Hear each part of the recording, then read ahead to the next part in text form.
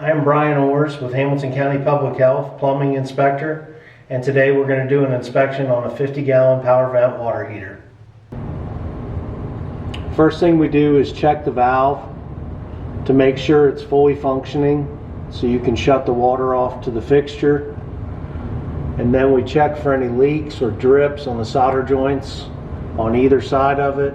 The best thing to do is be able to run your finger across it and make sure there's no moisture.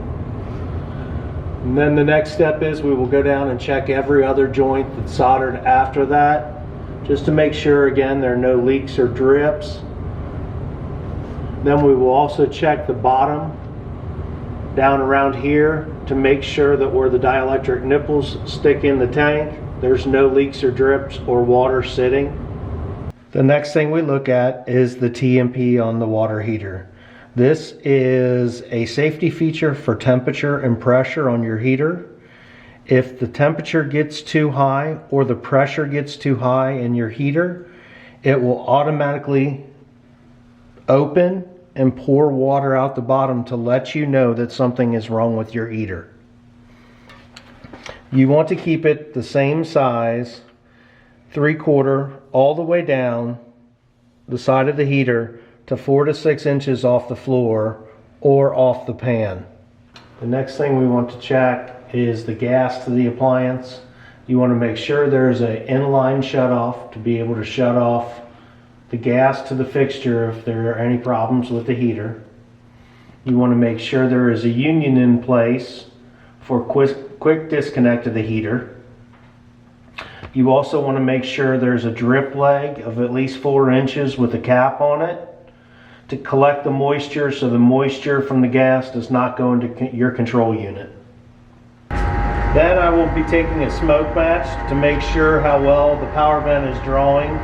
I'll be looking around all the seals at the top, and I will be looking at the seals around the 2-inch pipe that comes out the top, which brings the carbon monoxide out of the house. We're also going to be checking the pipe to make sure it is Schedule 40 ASTM D2665 and it is not a cell core pipe, which is not allowed for power vent water heaters. On every water heater there is a tag that will actually have the serial number of your water heater, the date your water heater was manufactured. You will have how many gallons your water heater is and what type of gas is to your heater, whether it's propane, natural gas, or anything like that. If you were ever to call to get your heater replaced, you would need to know all that information for the plumber. Next thing we would be doing is testing the pressure of the house. So what we will do is stick a gauge on a faucet downstairs or an outside spigot, turn on your cold line, and see what the pressure is. Right now this house is 70 psi. You are allowed as high as 80 without a pressure reducing valve. Next I'll be checking the temperature. So we'll turn on the hot line.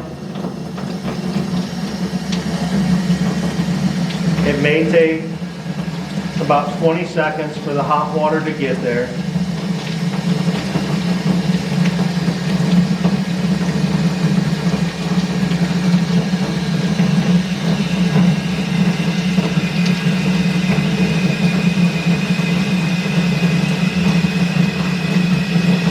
But you want your standard water heater temperature to be in between 112 and 120. This is a pressure reducing valve. It is installed so the pressure in your house will never give above 80 psi. This is the expansion tank, which was put in this house because the house is a closed system now that there is a pressure reducing valve in the house. Thank you for watching this video of a water heater inspection by Hamilton County Public Health. Please remember to look up your contractor, make sure they are licensed and registered with us, and pulling a permit due to the safety precautions we have presented in this video. Have a good day.